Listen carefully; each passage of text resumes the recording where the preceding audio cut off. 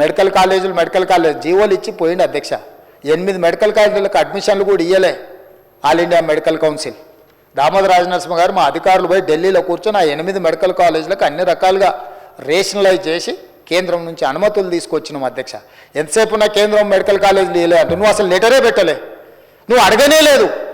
నీ తెలంగాణ రాష్ట్రానికి మెడికల్ కాలేజీలు కావాలని నువ్వు అడగనే లేదు. నువ్వు చేసిన తప్పిదాలను కప్పిపుచ్చుకోవడానికి మంది మీద నెట్టేసి ఒకటి కేంద్రం మీద, ఒకటి ప్రతిపక్షం మీద, ఒకటి పాలకపక్షం మీద, ఒకటి కాంగ్రెస్ పార్టీ మీద, ఊరి మీద, అందరి మీద నెట్టేసి నీ పాపాలన్నీ కడుక్కోవాలనుకుంటే రికార్డులు అక్కడ ఉంటాయి కదా అధ్యక్ష. ఉన్న వరంగల్ కానీ, లేకపోతే అల్వాల్ కానీ, లేకపోతే ఎల్బీ నగర్ కానీ, లేకపోతే నిమ్స్ కానీ మొదలు పెట్టించినావు, కాంట్రాక్టులు ఇచ్చినావు, కమిషన్లు తీసుకున్నావు, పోయినావు. ఇవాళ మేము వచ్చి కూర్చొని నిరంతరం కోమటిరెడ్డి వెంకటరెడ్డి గారిని ప్రతి నెల పర్సనల్గా విజిట్ చేసి సమీక్షించుకుంటూ ఈరోజు వాటిని వేగంగా పూర్తి చేసి జూన్ 2, 2025 లోపల ప్రారంభించాలని రాత్రింబగళ్ళు మా మంత్రి గారు ఎంబడిపడి ఈరోజు గ్రీన్ ఛానల్ వాటికి నిధులు ఇచ్చి పూర్తి చేసే ప్రయత్నం చేస్తున్నాం కదా అధ్యక్ష. ఇవన్నీ కనిపిస్తలేవా? వైద్యం పట్ల మాకున్న చిత్తశుద్ధి. ఎక్కడైనా చిన్న సంఘటన జరిగితే దాన్ని తీసుకొని చిలువలు పలువలు చేసి దాన్నే మొత్తం ప్రచారం చేసి మొత్తం వ్యవస్థ కుప్పగూలిందని అంటే అందులో సమస్యలు లేవనెత్తుతున్నట్టు కనిపిస్తలేదు అధ్యక్ష. వాళ్ళ పైశాచిక ఆనందంగా అనిపిస్తుంది, సంతోషంతో గంతులేస్తున్నట్టుగా అనిపిస్తారు అధ్యక్ష. సమస్యలు లేవనెత్తుతే ఇప్పుడు కమ్యూనిస్టు సోదరులు ఉన్నారు, ఎక్కడైనా ఏదైనా సంఘటన చేస్తే సమస్యలు లేవనెత్తే దానికోసం నిరసన చేస్తే దానికోసం వీధుల్లోకి వస్తారు. వాళ్ళు చెప్తే ఏదైనా ఉంటే మేము సావధానంగా దాన్ని ఒక ఇష్యూని రేజ్ చేస్తున్నారు, దీన్ని మనం అటెన్షన్తో ఉండాలి అని అధికారులకు అందరూ సూచన. మీదెక్కడ అధ్యక్ష? మీరు అదొదిలేసి పైశాచికానందం ఏంది అధ్యక్ష? అసలు తాండవం చేస్తుంటారు అధ్యక్ష. ఎక్కడైనా పొద్దున పేపర్ తీసినా ఎవరైనా చచ్చిపోయి అనగానే కుటుంబం అంతా తలుపులు మూసుకొని గంతులు వేస్తారు. ఇదెక్కడి పైశాచిక ఆనందం అధ్యక్ష? ట్విట్టర్ చూడండి మీరు. అదేవిధంగా అధ్యక్ష ఇన్ఫ్రాస్ట్రక్చర్, నూతనంగా తెలంగాణ రాష్ట్రానికి ఒక గొప్ప ఇన్ఫ్రాస్ట్రక్చర్ ఉండాలి. హైదరాబాద్ నగరం అంతర్జాతీయ నగరం కావాలి, ప్రపంచ దేశాలతో పోటీ పడాలి. పక్కనున్న బెంగళూరు, ముంబయో, లేకపోతే చెన్నైయో, లేకపోతే ఢిల్లీయో కాదు, న్యూయార్క్, టోక్యో, సియోల్ లాంటి నగరాలతో పోటీ పడాలని ఈరోజు మన వల్ల అయింది మనం చేసి కేంద్ర ప్రభుత్వం సహకారం తీసుకోవాలని మా ప్రభుత్వం చేస్తుంది. నిన్న మన ఆయన పదే ఢిల్లీ పోతున్నాడు అనేది అన్నాడు అధ్యక్ష. లిస్ట్ కూడా చెప్పదలుచుకున్నాను నేను. ఇప్పుడు ఢిల్లీకి ఏమైనా గోటీలు ఆడుకోనికి పోతున్నా అధ్యక్ష? నేనేమన్నా 32 సార్లు పోయినా అధ్యక్ష ఢిల్లీకి, ఒక్కసారి కాదు. భవిష్యత్తులో ఇంకా 300 సార్లు అయినా పోతాం అధ్యక్ష. ఈ 15 నెలల్లో నేను 32 సార్లు ఢిల్లీకి పోయినా. 32 సార్లలో 3 సార్లు ప్రధానమంత్రిని కలిసిన, మిగతా అందరు కేంద్ర మంత్రులను కలిసిన, ఇంక్లూడింగ్ కిషన్ రెడ్డితో సహా, బండి సంజయ్తో సహా ప్రతి ఒక్కరిని కేంద్ర మంత్రులను కలిసినాం.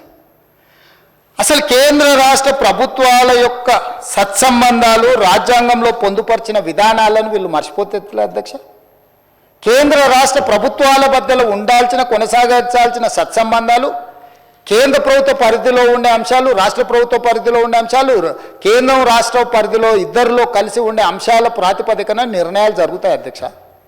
అనుమతులు ఇవ్వాలి, నిధులు ఇవ్వాలి, దానికి సంబంధించిన విషయాలను మనం కేంద్రానికి విడమర్చి చెప్పాలి. ఈరోజు నేను ఢిల్లీకి వెళ్ళినప్పుడల్లా ఢిల్లీకి పోయినా కలిసిన నరేంద్ర మోడీ గారిని, దేశ ప్రధానమంత్రి. ఈ దేశ ప్రధానమంత్రిని గౌరవించే సంస్కృతి నాకున్నది, మీకు లేకపోవచ్చు. మీరు కేసుల కోసమే చీకట్లో గెలుచుకుంటూ ఉండొచ్చు. మీరు మీ సంపాదనను కాపాడుకోవడానికి మీరు ఎవరైనా కాళ్ళు పట్టుకోవచ్చు. నాకే ఉంది, బాజాప్తా గెలిచిన బడేబాయ్ అన్నాడు. Yes, on the floor, on record. నేను మళ్ళీ ఒక్కసారి చెప్పదలుచుకుని, దేశ ప్రధానమంత్రి ఏ రాష్ట్ర ముఖ్యమంత్రికైనా పెద్దన్న లాంటి వాడే. రాష్ట్రాల ముఖ్యమంత్రులు, రాష్ట్రాల కూడికనే కేంద్రము. రాష్ట్రాలలో ఉండే ముఖ్యమంత్రులకు ప్రధానమంత్రి పెద్దన్న లాంటి వాడు. ప్రధానమంత్రి తీసుకునే నిర్ణయాలు, కేంద్ర మంత్రివర్గం తీసుకునే నిర్ణయాలకు రాష్ట్రాల అభివృద్ధి కోసం ఉపయోగపడుతుంది. ఇందులో రాజకీయం ఏముంది అధ్యక్ష? రాజకీయాలు వచ్చినప్పుడు ఆయన భారతీయ జనతా పార్టీ నాయకుడు, నేను కాంగ్రెస్ పార్టీ నాయకుడిని. నా పార్టీ ప్లాట్ఫామ్ మీదకి వచ్చినప్పుడు నా పార్టీ విధానం మాట్లాడతా. ప్రభుత్వం వచ్చినప్పుడు కేంద్ర ప్రభుత్వం తీసుకోవాల్సిన సహకారం తీసుకుంటా. వెళ్ళినప్పుడు శంకర్ వచ్చాడు మిత్రుడు కొన్నిసార్లు. రేపు వెళ్ళాలి చూస్తే మహేశ్వర్ రెడ్డి గారిని అయినా తీసుకొని వెళ్తా. ఒకవేళ వాళ్ళకి పరిచయాలు ఉన్నాయి, దానివల్ల తెలంగాణ రాష్ట్రానికి ఉపయోగపడతాను. కిషన్ రెడ్డి గారిని 4 సార్లు కలిసినాం, మాట్లాడినాం, 5 సార్లు మాట్లాడినాం. నాకేముంది అధ్యక్ష? ప్రజలు నిర్మలా సీతారామన్ గారిని, లేకపోతే అమిత్ షా గారిని, అందరినీ కలిసిన అధ్యక్ష. నేను కలవని మంత్రి ఎవరైనా కేంద్రంలో ఉన్నాడా?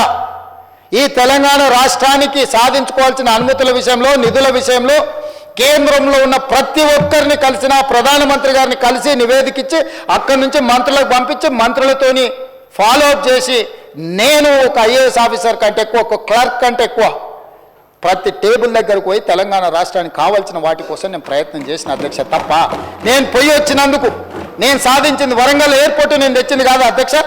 రీజనల్ రింగ్ రోడ్డు నార్త్ ఉత్తర భాగం టెండర్లకు వచ్చింది నా వల్ల కాదు అధ్యక్ష.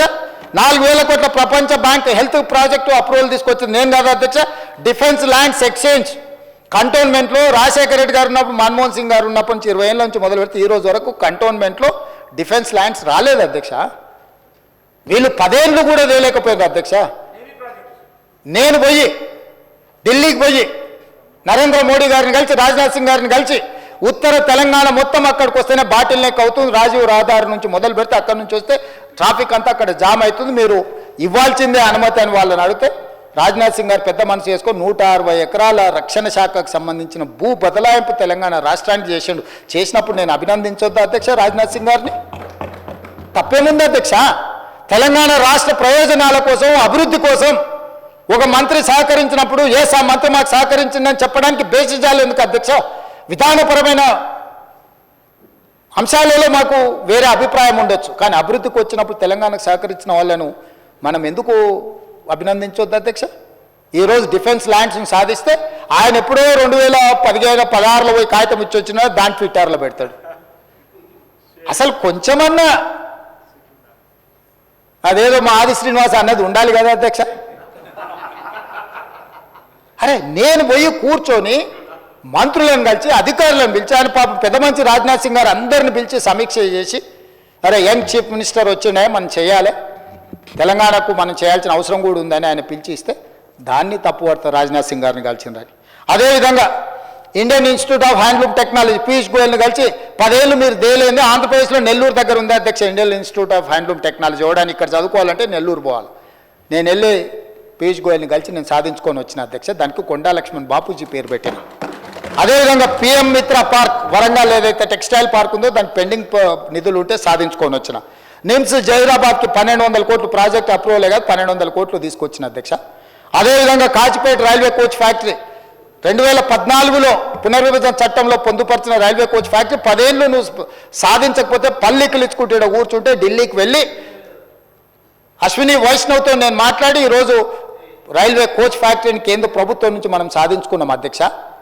ఇవాళ మెట్రో రైల్ ఎక్స్టెన్షన్ మీద మనము కేంద్ర ప్రభుత్వాన్ని సంప్రదిస్తున్నాం. రీజనల్ రింగ్ రోడ్ సదరన్ పార్ట్కు మనం అడుగుతున్నాం. మూసీ నది పరివాహక ప్రాంతంలో నిధుల కోసం ఈరోజు కేంద్ర ప్రభుత్వాన్ని పదే సంప్రదిస్తున్నాం. రేపు జరగబోయే భారత్ సమ్మిట్, ఏప్రిల్లో జరగబోయే భారత్ సమ్మిట్ 100 ప్రపంచ దేశాల నుంచి మేధావులందరూ తెలంగాణకు వచ్చి తెలంగాణ రైజింగ్ 2050 పాలసీ డాక్యుమెంట్లో పార్టిసిపేట్ చేయడానికి ప్రపంచంలో ఉన్న 100 దేశాలకు సంబంధించిన ప్రతినిధులు, పాలనలో ఉన్న వాళ్ళని తెలంగాణ రాష్ట్రానికి ఆహ్వానించడం. మీరు విదేశాంగ శాఖ మాకు సహకరించాలని జయశంకర్ను కలిసి రిక్వెస్ట్ చేసినాం.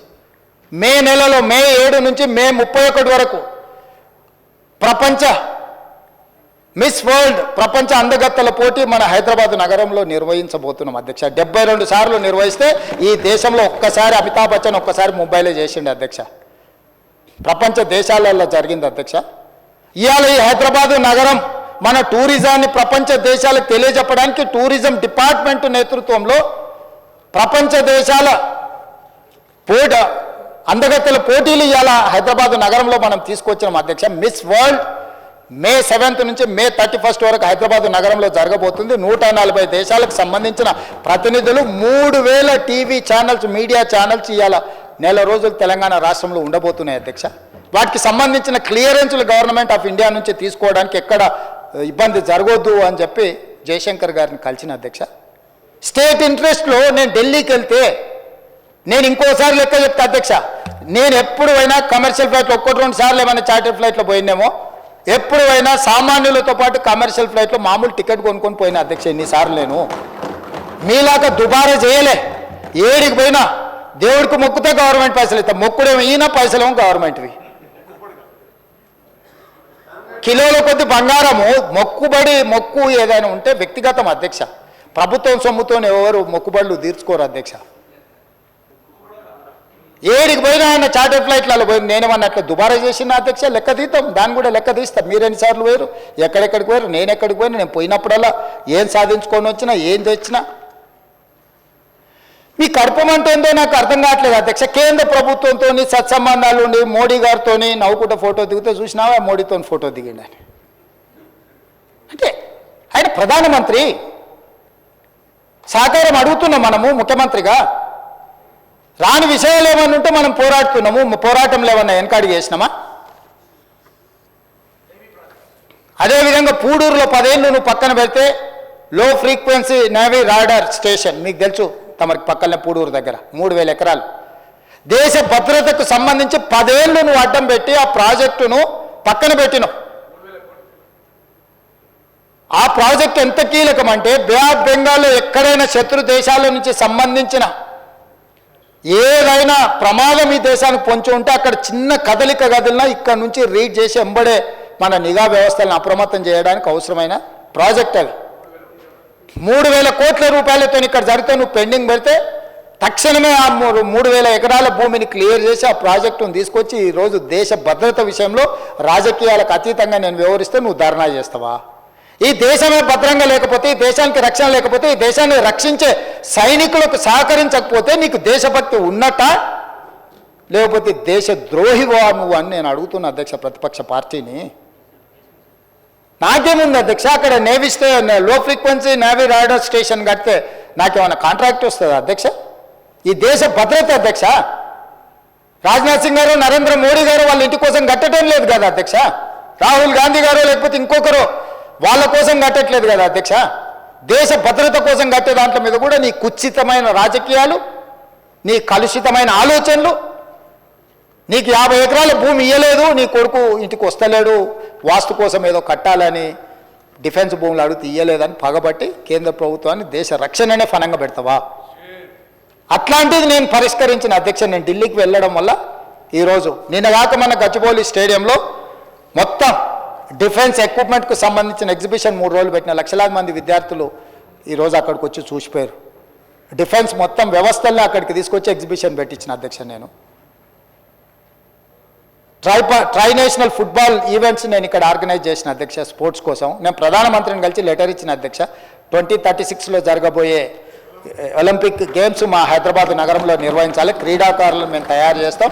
మేము young India sports university, young India sports అకాడమీని స్టార్ట్ చేసినాం. సౌత్ కొరియాతో ఒప్పందం చేసినాం, ఆస్ట్రేలియాతో ఒప్పందం చేసినాం. క్రీడాకారులను ఉత్పత్తి చేసే రాష్ట్రంగా తెలంగాణ ఉంటే దేశంలో ఉండే ఏ క్రీడాకారునికైనా మేము శిక్షణ ఇచ్చే వ్యవస్థ తెలంగాణ రాష్ట్రంలో చేస్తున్నాం. మాకు అవకాశం ఇవ్వడానికి కేంద్ర ప్రభుత్వాన్ని నేను అడగొచ్చిన. స్పోర్ట్స్ మినిస్టర్ విజిట్కి వస్తున్నాడు. స్పోర్ట్స్ మినిస్టర్ కొన్ని ఫండ్స్ కూడా మనకు రిలీజ్ చేస్తా అని ఒప్పుకున్నాడు అధ్యక్ష మాల్వియా.